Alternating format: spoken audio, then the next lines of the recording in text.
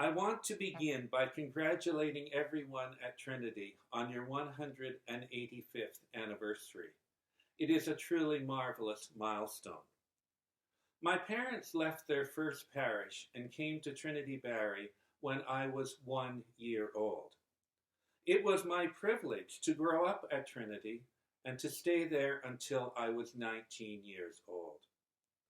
When my father was elected bishop and moved to Toronto, I boarded with Jack and Miriam Duval, and they were very good to me, very kind to me, even staying up late to watch the NBA games with me.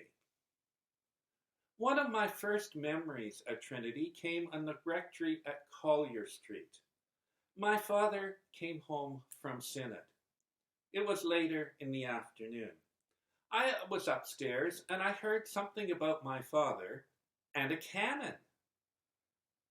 I had no idea what that meant, but I came and slid down the banister as quickly as I could and ran out the front door and looked on the porch and in the front yard to see if I could find the cannon. It took me a while to figure that one out.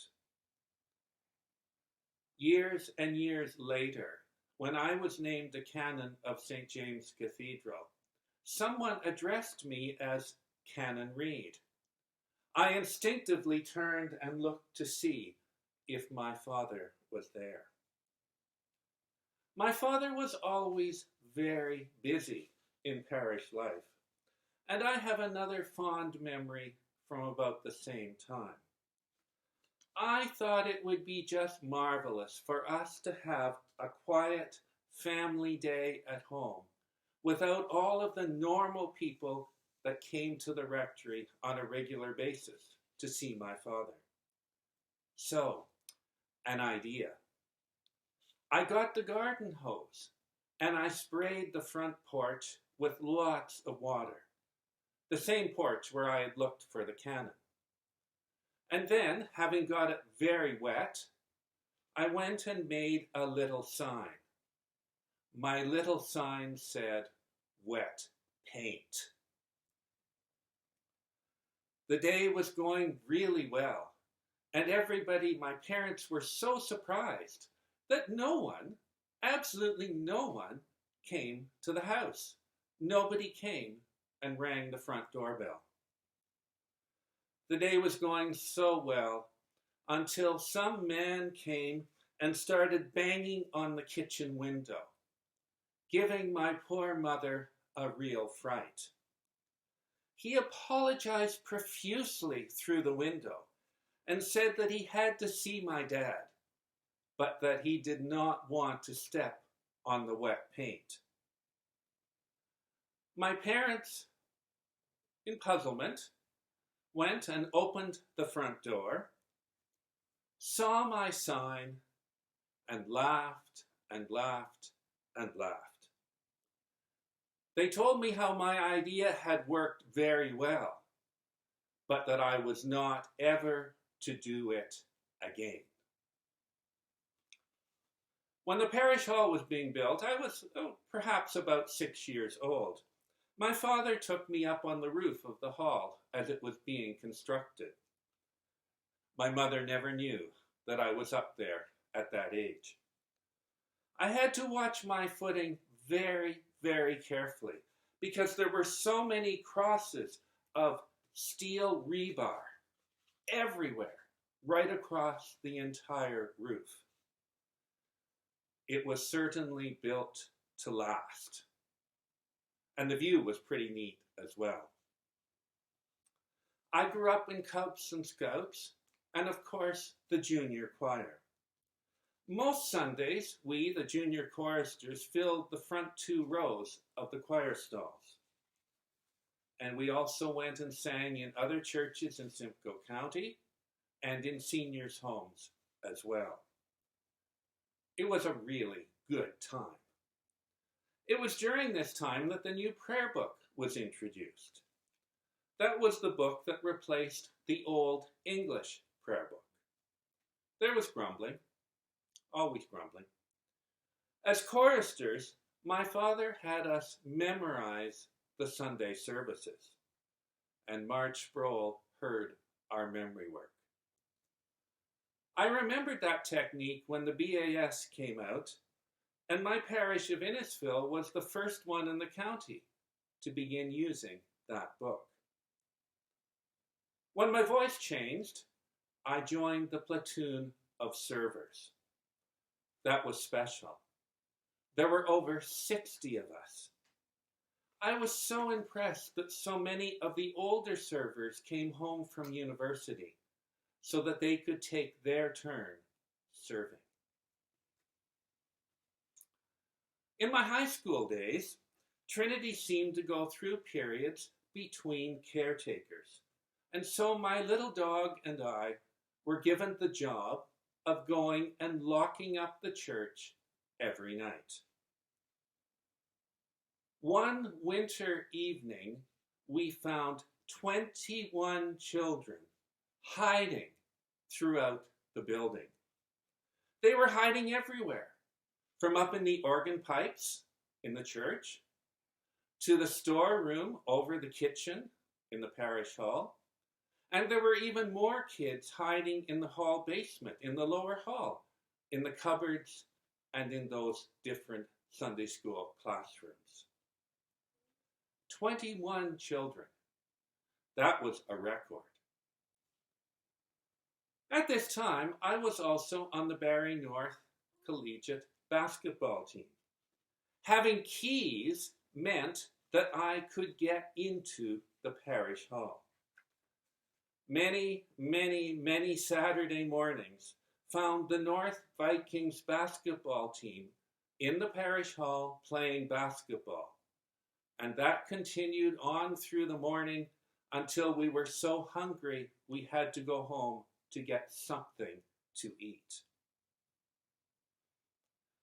In 1966, my father was named the Citizen of the Year for Barrie for his work in the Barrie jail. He was very proud of that award because it brought great credit to Trinity. The prison ministry was very, very important to my father. He kept up his correspondence with his prison buddies right up until his dying day. Two things really stand out for me in my memories of growing up at Trinity. Two things: the people and the worship. There were so many kind people. Sometimes I would go visiting with my father. I remember going to the Caldwell farm. To this day, when I smell the sweet fragrance of fresh grain, my mind carries me back to the Caldwell barn. I remember it vividly, and such smells trigger that memory.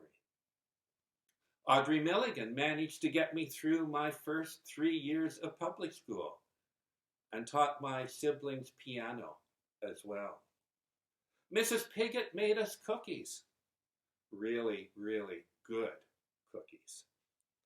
Marion Baker made us Christmas stockings, still in use today.